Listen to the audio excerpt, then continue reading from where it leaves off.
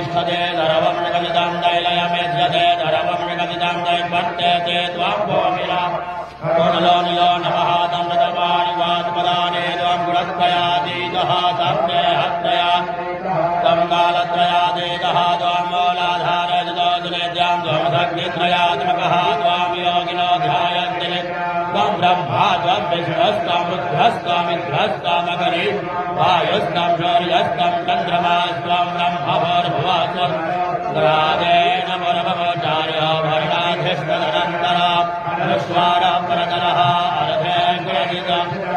तारेण रुद्धाम् एतत्त्वमनस्वरूपाम् ऋकारः पौरवरूपाम् अकारो मध्यमरूपाम् अनुस्वारः चान्तरूपाम् विघ्नरुक्तरूपाम् नाथसन्धानाम् सङ्घिता सन्धिः